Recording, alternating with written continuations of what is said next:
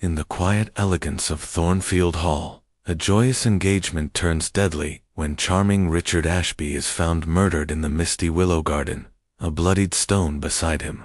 Enter Miss Jane Marple, the unassuming spinster with a razor-sharp mind, unraveling a web of secrets, jealousy, betrayal, and a chilling plot of poison hidden among foxgloves.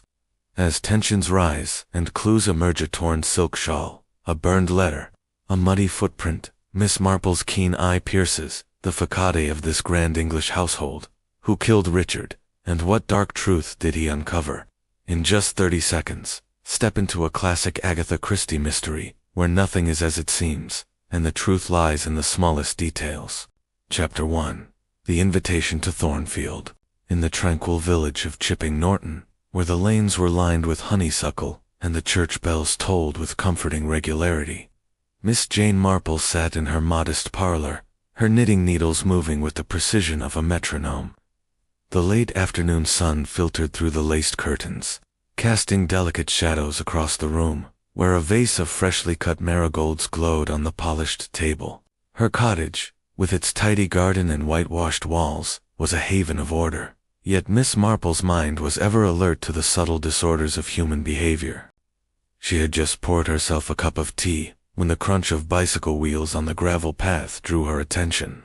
Through the window, she glimpsed young Tom, the postman, his cap askew as he dismounted with a cheerful wave. Among the usual bills and circulars, there lay an envelope of thick cream paper, addressed in a fine, looping hand. Miss Marple slid it open with her letter knife, her eyes narrowing as she read the contents. It was an invitation from Mrs. Eleanor Grayson of Thornfield Hall, a grand house some miles away, requesting her presence for a weekend to celebrate the engagement of Eleanor's niece, Clara Winthrop, to a Mr. Richard Ashby. Miss Marple leaned back in her chair, the knitting needles pausing as she considered the letter. She had met Mrs. Grayson once, at a charity bazaar in the nearby town of Ashford. Eleanor had been a tall, elegant woman, her silk dress rustling softly. But Miss Marple had not missed the nervous twist of her fingers around a sapphire ring, nor the fleeting look of unease in her eyes, when her husband, Colonel Grayson, had spoken sharply. The invitation's tone was gracious, yet there was a formality to it that struck Miss Marple as oddly strained, as though it concealed more than it revealed. A celebration, she murmured, but perhaps not a joyful one. Her thoughts wandered to Clara Winthrop, whom she had never met but knew by reputation as a spirited young woman, the sole heir to her late father's modest fortune. Richard Ashby, the fiancé, was unknown to her, but Miss Marple had a way of piecing together the world from snippets of gossip and observation. She recalled a remark from her friend Mrs. Bantry, who had mentioned a charming young man recently arrived in the district, known for his quick wit and easy manners. Could this be the same Richard? And if so, why did the invitation feel less like a summons to festivity and more like a plea? Rising from her chair, Miss Marple crossed to the writing desk and penned a polite acceptance, her handwriting as neat and unassuming as her appearance. She would go to Thornfield Hall, not merely out of curiosity, but because her instincts, honed by years of observing the small dramas of village life, told her that something was amiss. People, she knew, were rarely as they seemed, and a house like Thornfield, with its polished facade, might well hide secrets as tangled as the ivy that clung to its walls. She packed her suitcase with care, a few sensible tweed skirts, a warm cardigan, her best Sunday hat, and, of course, her knitting bag, containing a skein of soft gray wool and a half-finished shawl. As she fastened the clasp, her mind was already at work, threading together the possibilities. Had Clara's engagement stirred some hidden resentment? Was Mrs. Grayson's invitation prompted by pride or by fear? Miss Marple's gentle smile belied the sharpness of her thoughts. "We shall see," she said softly to herself, glancing out at the darkening garden. "We shall see." The next morning, as the taxi carried her through the rolling hills toward Thornfield, Miss Marple gazed out at the countryside, where sheep grazed placidly and the first leaves of autumn were beginning to fall. She thought of her own village, with its familiar faces and quiet scandals, and how often the smallest detail, a misplaced word, a glance too long held, could unravel the most carefully woven deception. By the time the taxi turned into the long drive of Thornfield Hall, its chimneys rising against the gray sky, Miss Marple was ready. Whatever lay beneath the surface of this engagement celebration, she would find it, as surely as her needles found their rhythm. Chapter 2. The Gathering at Thornfield Hall. The gravel drive of Thornfield Hall crunched under the wheels of the taxi as it drew to a halt before the imposing Georgian facade, its tall windows catching the late afternoon sun. Miss Jane Marple stepped out, her sensible shoes steady on the ground, and surveyed the house with her usual quiet attentiveness. The air was crisp, carrying the scent of cut grass and the faint, earthy tang of the willow garden that lay beyond the neatly trimmed lawns. A butler, gray-haired and impeccable, took her modest suitcase and ushered her into the hall, where a high ceiling soared above a polished marble floor. Miss Marple's sharp eyes noted the gleam of old silver on a side table and the faint dust on a portrait frames, small signs of a household not quite as serene as it appeared. Mrs. Eleanor Grayson greeted her in the drawing-room, her hands fluttering nervously as she welcomed Miss Marple with a smile that did not quite reach her eyes. Eleanor was as elegant as Miss Marple remembered, her auburn hair swept into a chignon, but the sapphire ring on her finger twisted restlessly. "How kind of you to come, Miss Marple," she said, her voice bright but brittle. "Clara will be so pleased." Miss Marple inclined her head, murmuring something polite, while her mind catalogued the tension in Eleanor's posture, like a thread pulled too tight. The drawing-room was soon filled with the other guests, and Miss Marple settled into a chintz-covered armchair, her knitting bag at her side, to observe the company. Clara Winthrop, the bride-to-be, was a vision of youth, her auburn curls catching the light as she moved with a grace that seemed almost defiant. Her laughter, however, had a nervous edge, and her green eyes flickered too often toward the door. Richard Ashby, her fiancé, entered with a confident stride, his dark hair slicked back, and his smile as polished as the silver. He was handsome, Miss Marple noted, in a way that suggested he knew it, and his attentiveness to Clara was almost too perfect, like a performance rehearsed to the last gesture. Colonel Harold Grayson, Eleanor's husband, was a broad-shouldered man with a ruddy face and a voice that boomed across the room. His military bearing was softened by a hearty laugh, but Miss Marple caught the way his eyes lingered on Richard with a faint scowl. Beside him stood Miss Lavinia Trent, Eleanor's cousin, a thin woman with a sharp nose and sharper tongue, her gray dress as severe as her expression. She surveyed the room with the air of one who missed nothing, and her comments, delivered with a thin smile, carried a sting. "Young men these days," she remarked to no one in particular, "seem to think charm is a substitute for character." Richard's smile tightened, but he made no reply. Dr. Philip Hayworth, the local physician, was a quieter presence. His lean frame stooped slightly from years of bending over patients. His interest in botany was evident in the sprig of lavender pinned to his lapel, and his conversation with Miss Marple about the medicinal properties of willow bark was earnest, if a trifle pedantic. The final guest, Miss Margaret Poole, was a pale young woman with soft brown hair and a habit of clasping her hands tightly in her lap.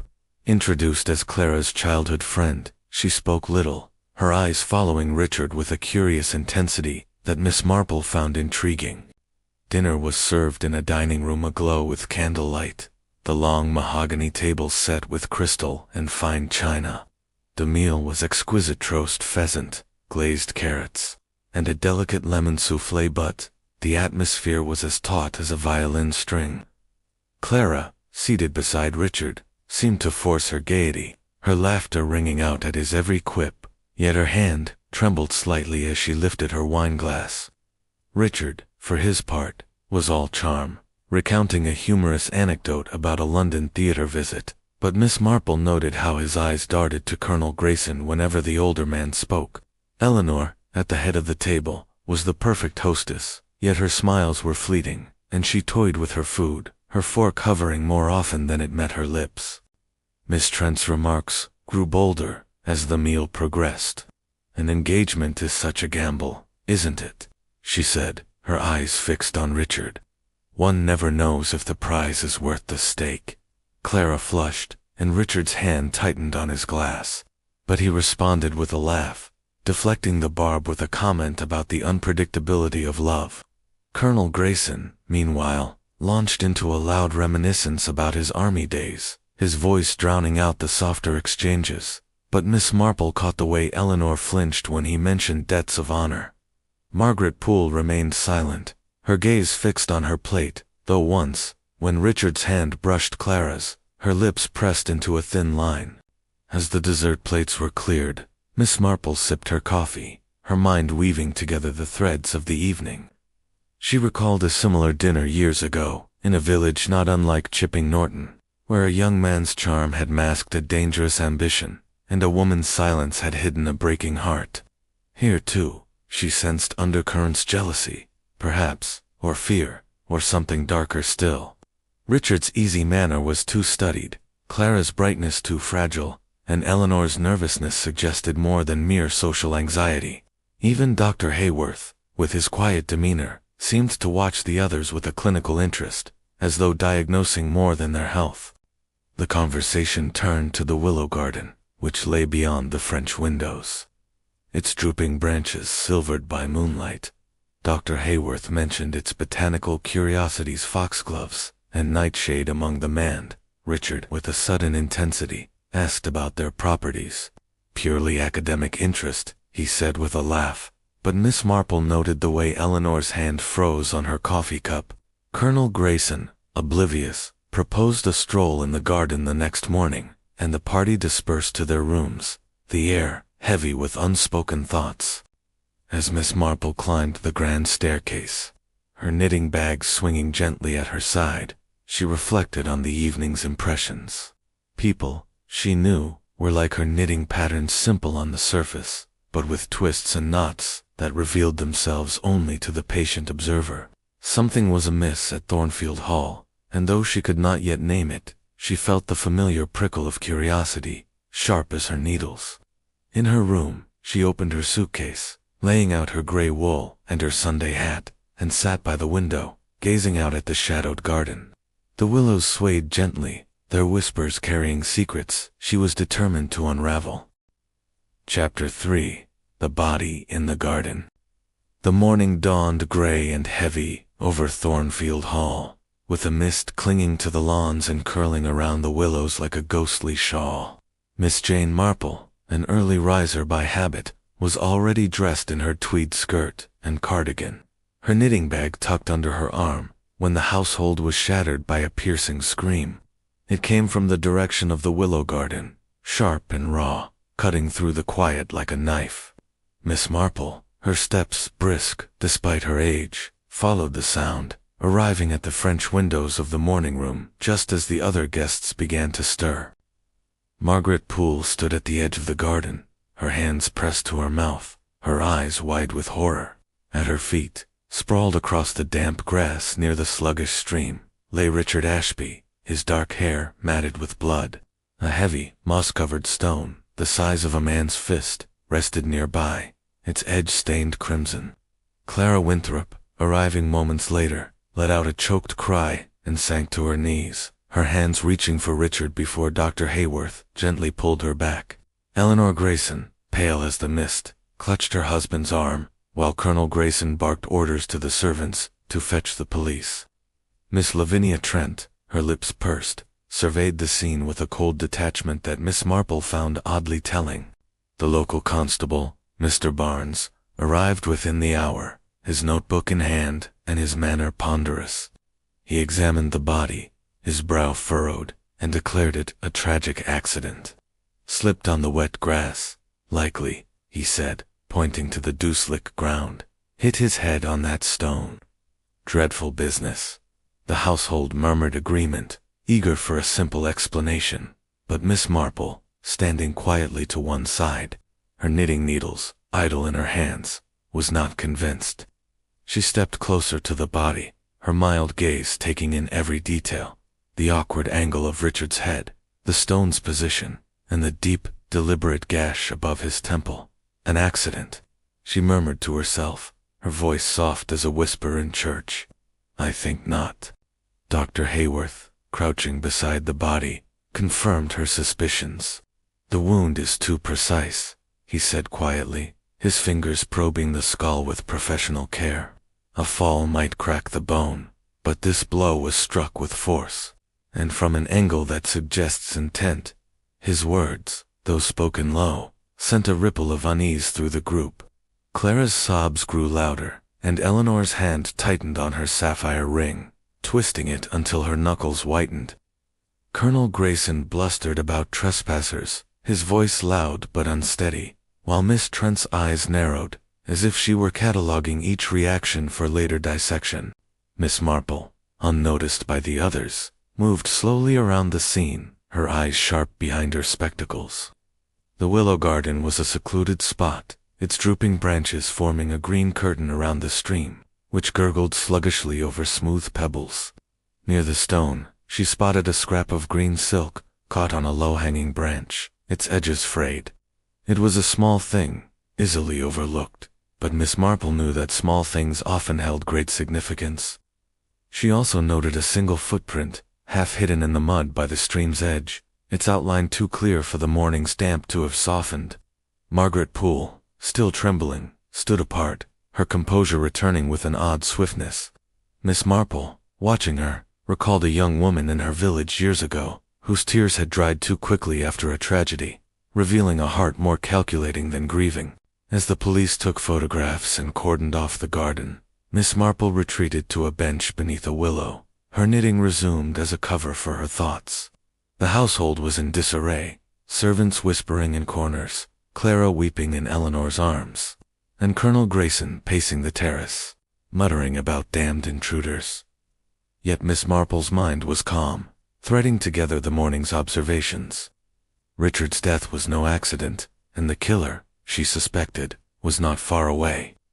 She thought of the dinner the previous night, the undercurrents of tension, Clara's forced gaiety, Richard's studied charm, Eleanor's nervous glances, and Miss Trent's barbed remarks. Had Richard known something, or done something, that made him a threat? And why had Margaret, so quiet at dinner, been the one to find the body? A housemaid, Annie, approached with a tray of tea, her eyes wide with gossip. "Oh, miss," she whispered, glancing over her shoulder, "they're saying Mr. Ashby was arguing with the colonel last night, out by the stables. Something about money owed, I heard."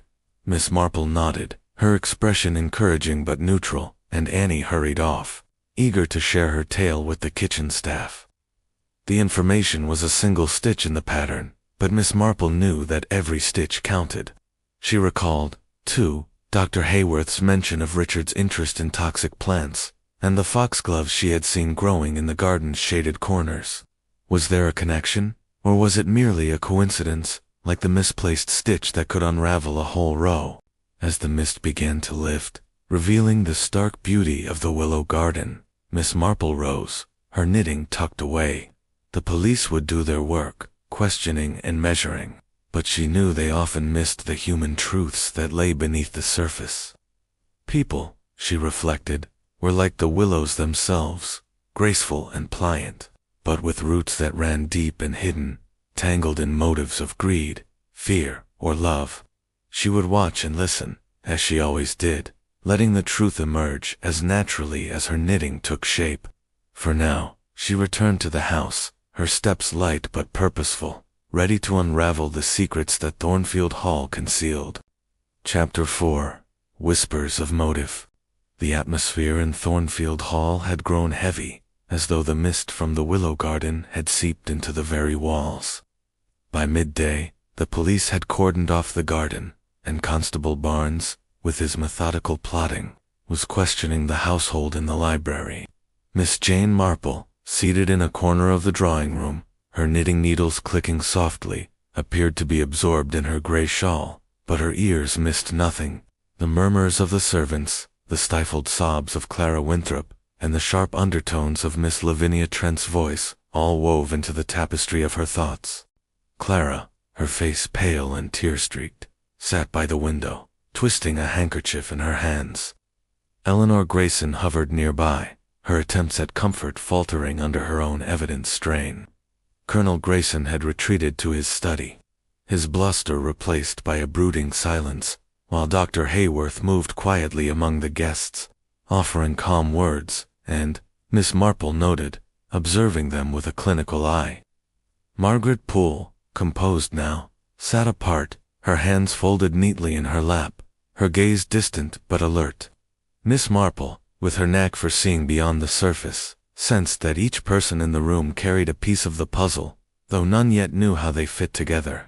The housemaid Annie, bustling in with a fresh pot of tea, paused by Miss Marple's chair.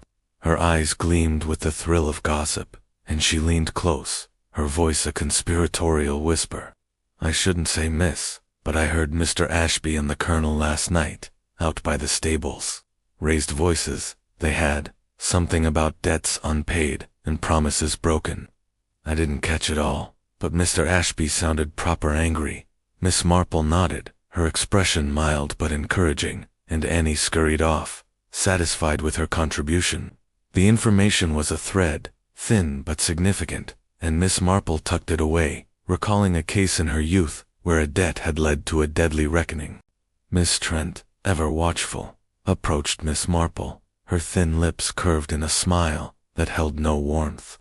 "A dreadful business, this," she said, settling into a chair opposite. "But I'm not surprised. That young man was no good, you know. Charming, yes, but charm is a cheap coin. I told Eleanor from the start Clara's inheritance was what he was after. A fortune hunter, plain as day." Her voice carried a note of satisfaction, as though Richard's death had proven her right. Miss Marple, her needles moving steadily, murmured agreement, but her mind was elsewhere. Miss Trent's certainty was too sharp, too eager, like a stitch pulled too tight. Later, in a quiet moment by the conservatory, Miss Marple drew Margaret Poole into conversation. The young woman's reserve was a challenge, but Miss Marple's gentle questions, framed as idle curiosity, soon elicited a confession. "I knew Richard years ago," Margaret said, her voice low, her eyes fixed on the glass panes where raindrops had begun to gather. "We were close, once, but he chose Clara. I don't resent her, truly. I only wanted him to be happy." Her words were earnest, but Miss Marple caught the fleeting shadow in her expression, a flicker of something deeper, perhaps, or something colder. She thought of a girl in her village, long ago, whose quiet demeanor had hidden a heart consumed by jealousy. As the afternoon wore on, Miss Marple's thoughts turned to the scrap of green silk she had seen in the willow garden. It nagged at her, a detail out of place. She recalled Eleanor's wardrobe from the previous evening, a silk dress, but no green shawl. Yet the fabric was unmistakable, and its presence suggested someone had been in the garden at the time of the murder. Miss Marple, with her unerring memory for such things, also considered Dr. Hayworth's mention of Richard's questions about toxic plants. The foxgloves in the garden, with their deadly properties, were a curious coincidence, and she wondered if Richard's curiosity had led him too close to a dangerous truth. The household gathered for a subdued luncheon, the clink of cutlery filling the silence. Colonel Grayson, rejoining the group, was gruff, his earlier bombast replaced by a strained formality. Eleanor, her hands trembling slightly, served the soup, her eyes avoiding her husband's.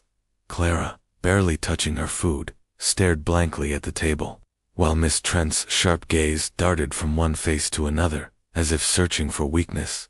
Dr. Hayworth, seated beside Miss Marple, spoke quietly of the garden's flora, but his words faltered when she mentioned foxgloves. "Dangerous, yes," he said, his tone cautious, "but not uncommon. Anyone could know their properties." Miss Marple smiled, her mind noting his unease. As the meal ended, Miss Marple excused herself to the library, ostensibly to find a book, but in truth to think undisturbed. The room, lined with leather-bound volumes, smelled of polish and old paper, and she settled into a chair, her knitting a steady rhythm. She thought of Richard Ashby, his charm and restlessness, and how such qualities often masked ambition or desperation. Had he uncovered a secret, perhaps, about the Colonel's debts, or something more sinister? And what of Eleanor's nervousness, or Margaret's quiet intensity? Miss Marple knew that motives, like her knitting, were often hidden in plain sight, revealed only by careful attention to the pattern.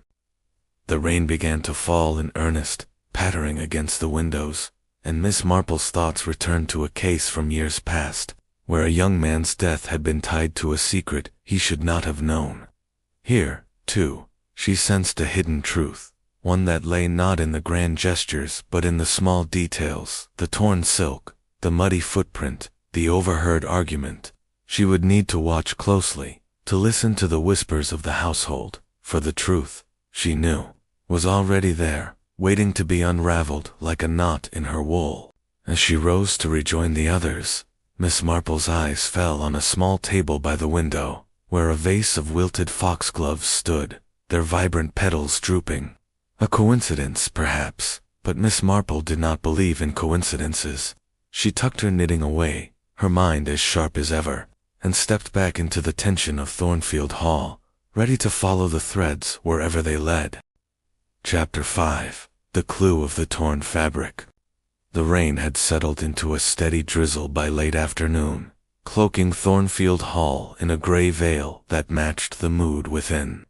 Miss Jane Marple, her knitting bag ever at her side, sat in the conservatory, where the patter of raindrops on the glass mingled with the faint rustle of her needles. The household was subdued, the shock of Richard Ashby's death settling into a restless unease. Constable Barnes had departed, promising further inquiries, but his plodding manner inspired little confidence. Miss Marple, however, was content to let the police pursue their routines, for she knew the truth often lay in the quiet corners they overlooked. Her thoughts returned to the scrap of green silk she had seen in the willow garden, its frayed edges vivid in her memory. It was a small clue, but Miss Marple had long ago learned that small clues were often the key to unlocking larger mysteries. She recalled Eleanor Grayson's wardrobe from the first evening, no green silk shawl. Yet the fabric was unmistakable, its sheen suggesting quality. Had Eleanor been in the garden at the time of the murder? And if so, why had she not spoken of it? Miss Marple's needles moved steadily, her mind threading through possibilities as deftly as her fingers worked the wool. An opportunity to investigate came when Eleanor, pale and distracted, excused herself to fetch a shawl from the library, claiming the damp air chilled her. Miss Marple, with her unassuming air, offered to accompany her, citing a desire to borrow a book. The library was a hushed sanctuary, its shelves heavy with volumes, and the air thick with the scent of leather and dust. As Eleanor rummaged through a drawer, Miss Marple's sharp eyes scanned the room, settling on a velvet cushion by the window seat. A faint glint caught her attention, and, with a casual movement, she lifted the cushion to reveal a folded green silk shawl, its hem neatly mended, but with a telltale tear where a piece was missing. "How curious," Miss Marple said softly, as if to herself, but she noted Eleanor's sudden stillness, her hand frozen on the drawer. "Oh, that old thing," Eleanor said quickly, her voice a shade too bright. "I thought I'd lost it days ago." She retrieved the shawl, folding it with exaggerated care. But Miss Marple saw the tremor in her fingers, and the quick glance toward the door. The explanation was plausible, yet it rang false, like a note struck off-key. Miss Marple murmured something vague about forgetfulness, her mind cataloguing the shawl's significance. It had been in the garden, torn in haste or struggle, and now it was here, hidden but not discarded. Someone, she thought, had been careless, and carelessness was often a killer's undoing. Later, over tea, in the drawing room, Miss Marple drew Dr. Philip Hayworth into conversation. His botanical knowledge intrigued her, especially given Richard's questions about toxic plants. Sipping her tea, she mentioned the foxgloves in the willow garden, her tone idle, but her eyes keen. "Such striking flowers," she said, "but dangerous, I believe." Dr. Hayworth nodded, his expression guarded. "Quite so. Their leaves contain digitalis, a poison if misused." Richard asked about them. Said it was for a novel he was thinking of writing. I thought it an odd fancy for a man like him." His words were measured, but Miss Marple caught the slight tightening of his jaw, as if he regretted saying so much. She pressed gently, asking about other plants in the garden, and Dr. Hayworth relaxed, describing nightshade and hemlock with scholarly enthusiasm. Yet Miss Marple's mind lingered on the foxgloves. Richard's interest suggested he had stumbled upon something, perhaps a plan involving poison, or evidence of one. She thought of a case in her village years ago, where a young woman's curiosity about herbs had led her to uncover a deadly scheme. Was Richard's death tied to such a discovery? And if so, who had reason to silence him? The household gathered for a tense dinner, the absence of Richard's charm leaving a void that no one could fill. Clara, her eyes red-rimmed, barely spoke, her fork pushing food around her plate. Colonel Grayson, his earlier bluster subdued, drank heavily, his gaze fixed on the table. Eleanor's attempts at conversation were strained, her laughter brittle, while Miss Lavinia, Trent's sharp remarks cut through the silence like a blade. "A pity," she said, her eyes on Clara, "that some engagements end in tragedy rather than joy." Clara flinched, and Margaret Poole, sitting quietly, shot Miss Trent a look of quiet reproach. Miss Marple, observing from her place at the table, noted the dynamics with care. Margaret's composure, so at odds with her earlier hysterics, suggested a strength or a secret she had not yet revealed. Colonel Grayson's silence was heavy, perhaps with guilt or fear, and Eleanor's nervousness seemed to grow with each passing hour. Miss Trent's malice, meanwhile, was too pointed to be mere spite. It hinted at knowledge she had not shared. Miss Marple thought of the torn shawl, the footprint by the stream, and the argument Annie had overheard. Each was a stitch in the pattern, and though the design was not yet clear, she felt it taking shape. As the meal ended, Miss Marple excused herself to the conservatory, where the rain's soft rhythm offered a moment of solitude. She sat, her knitting resumed, and let her thoughts wander. The green silk shawl pointed to Eleanor, but why had she been in the garden? Had she witnessed the murder, or played a part in it? And what of Richard's questions about foxgloves? Had he suspected someone of poisoning, or was he planning something himself? Miss Marple recalled a similar case, where a hidden truth had been buried in a garden, revealed only by a single overlooked clue. Here, too, she sensed the truth was close, waiting in the shadows of Thornfield Hall. She rose, her knitting tucked away, and returned to the drawing room, where the others lingered in uneasy silence. The rain continued to fall, and Miss Marple's mind, sharp as her needles, worked steadily, piecing together the threads of motive and opportunity. The killer, she knew, was among them, and the clue of the torn fabric was a step toward unraveling their secret. Chapter 6. The Night of the Storm. The drizzle that had cloaked Thornfield Hall all day thickened into a tempest by evening, the wind howling through the willow garden and rattling the windows like an impatient intruder.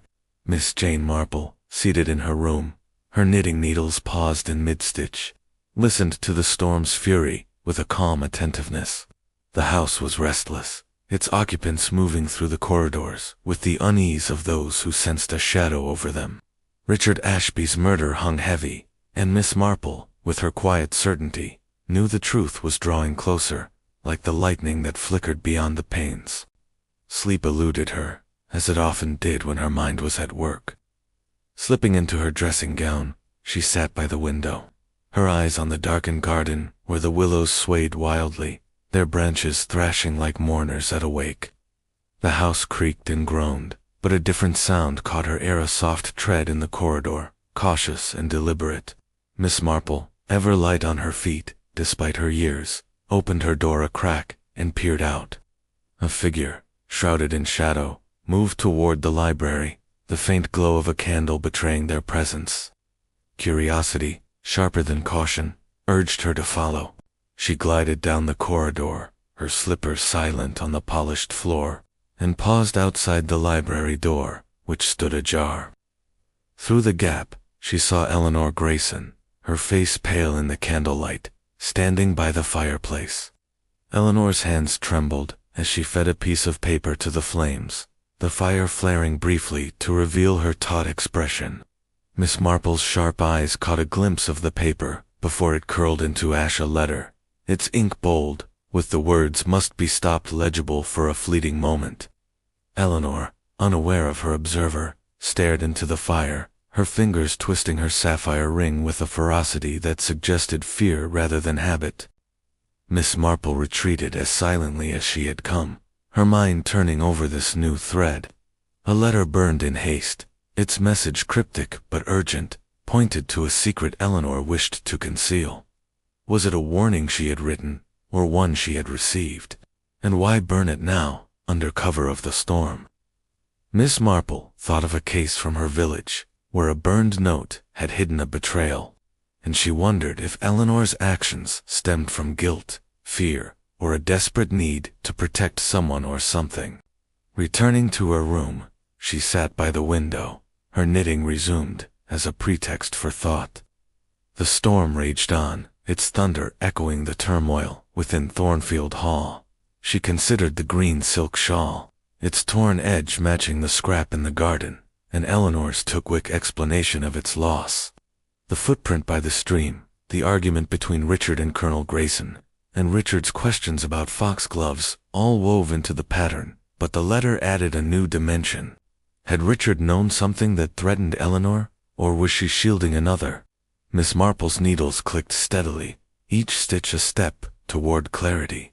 Morning brought a sodden calm, the storm having spent its fury, leaving the lawns glistening and the air sharp with the scent of wet earth.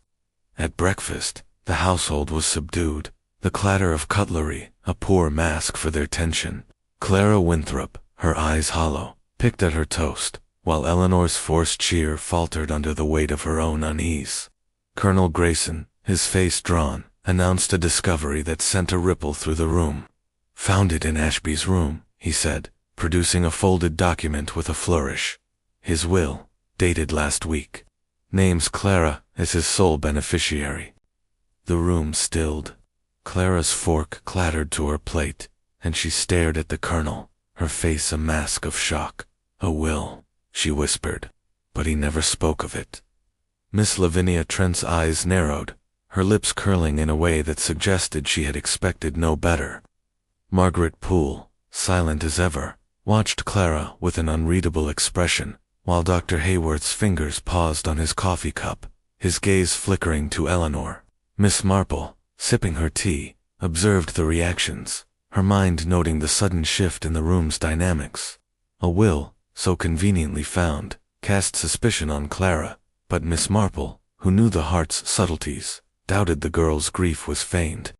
She recalled a similar incident years ago, where a will had been a distraction, not a motive, and she wondered if the colonel's discovery was meant to obscure a deeper truth. His manner, gruff but oddly triumphant, suggested more than concern for justice. Eleanor's reaction was subtler, fleeting glance at her husband, tinged with something like dread. Miss Marple's thoughts returned to the burned letter, its words a haunting echo. "Must be stopped," she mused. Stopped from what? From revealing a secret, or from acting on one? As the household dispersed, Miss Marple lingered in the dining room, her knitting a quiet companion. She approached Clara, offering a gentle word of condolence, and noted the girl's genuine bewilderment. "I didn't know," Clara said, her voice breaking. "He never told me about any will." Miss Marple patted her hand, her eyes kind but searching, and saw no guile in the girl's tears. Clara was no murderer, she felt certain, but someone wished her to appear so. The day stretched on, the police returning to ask more questions, their focus now on Clara's inheritance. Miss Marple, however, turned her attention to the smaller details: the shawl, the letter, the foxgloves. She wandered to the conservatory, where Dr. Hayworth was examining a potted plant, his fingers tracing its leaves with absent-minded care. "A stormy night," she remarked, her tone conversational. "Hard to sleep with such a racket." He nodded, but his eyes, when they met hers, held a flicker of unease, as if he sensed her probing. She mentioned the willow garden, its beauty even in the rain, and watched his reaction. "A dangerous place, perhaps," she added lightly, With those foxgloves about, his smile was tight, and he changed the subject, but Miss Marple filed away his discomfort. As evening approached, the house settled into an uneasy quiet, the storm's aftermath, leaving a sense of waiting. Miss Marple, back in her room, opened her knitting bag, her fingers finding the rhythm of her work. The burned letter, the will, the torn shawl all were threads in a pattern that was nearly complete. She thought of Eleanor, her fear palpable, and of the Colonel, his discovery too timely. The truth, she knew, was close, hidden in the human frailties she understood so well. With a gentle smile, she tucked her knitting away, ready for the final unraveling. Chapter 7. The Truth Unraveled. The final morning at Thornfield Hall broke with a fragile clarity. The sky washed clean by the previous night's storm, though an air of unease still clung to the house like damp mist. Miss Jane Marple, dressed in her familiar tweed and seated in the drawing-room, her knitting needles moving with their usual quiet precision, felt the threads of the mystery drawing together. The police, led by the methodical Constable Barnes, had made little progress, their questions circling Clara Winthrop and the newly discovered will. But Miss Marple, with her keen understanding of human nature, knew the truth lay not in the obvious, but in the subtle patterns woven through the household's interactions. She had requested a gathering of the household after breakfast, a suggestion made with such mild deference that no one thought to refuse. Now, as they assembled in the drawing-room, Clara pale and trembling, Eleanor twisting her sapphire ring, Colonel Grayson stiff with suppressed irritation, Miss Lavinia Trent sharp-eyed and expectant, Margaret Poole composed but watchful, and Dr. Hayworth quietly observant, Miss Marple stood, her small figure commanding attention with an authority that belied her unassuming appearance. "Ladies and gentlemen," she began, her voice gentle but firm. "Richard Ashby's death was no accident, as Dr. Hayworth has confirmed. The blow that killed him was deliberate, struck with intent.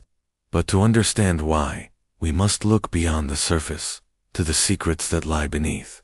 Her eyes, bright and piercing behind her spectacles, moved from face to face, noting each reaction with care. She began with the green silk shawl, its torn edge found in the willow garden. "Mrs. Grayson," she said, turning to Eleanor, "you claimed your shawl was lost, yet I found it in the library, hidden behind a cushion. Its hem mended, but missing the very piece caught in the willows. You were in the garden that night, were you not?" Eleanor's hand froze on her ring, her face draining of color. She stammered a denial, but Miss Marple pressed on, her tone kind but unrelenting. "You saw something, perhaps, or fled from danger, but you did not speak of it." Next, she addressed the burned letter, its fragment revealing the words must be stopped. "You wrote that letter, Mrs. Grayson, to Richard, warning him of a danger you feared. I saw you burn it in the library, under cover of the storm. But what was it you wished to stop?" Eleanor's eyes filled with tears, and she shook her head, unable to speak. Miss Marple's gaze softened, but she continued, her voice steady. "I believe you suspected your husband, Colonel Grayson, of a terrible plan." The room tensed, and Colonel Grayson rose, his face reddening. "This is preposterous," he blustered, but Miss Marple held up a hand, her authority quiet but undeniable. "Richard Ashby," she said, "was not killed for love or money, though both were motives considered. He was killed because he discovered a truth that threatened someone's safety and their fortune." She turned to Dr. Hayworth. "You mentioned Richard's interest in foxgloves, a plant with deadly properties. He asked you about them, did he not? Because he suspected someone was using them maliciously." Dr. Hayworth nodded, his expression grave. "He did. I thought it mere curiosity, but he was insistent, asking about symptoms of poisoning." Miss Marple's eyes returned to Eleanor. "Mrs. Grayson, you have been unwell, have you not? Tired, with an irregular heartbeat, symptoms that might be overlooked as nerves. I believe Richard suspected your husband was poisoning you with foxglove, extracted from the plants in the willow garden, to secure your fortune." A gasp rippled through the room. Clara clutched Margaret's hand, her eyes wide, while Miss Trent's lips curved in a grim nod, as if she had long suspected the Colonel's character. Colonel Grayson's bluster collapsed, his face ashen. "Nonsense," he muttered, but his voice lacked conviction. Miss Marple continued, her tone measured.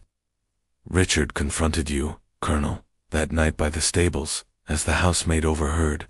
He threatened to expose you, and in a moment of panic, you followed him to the garden and struck him with the stone.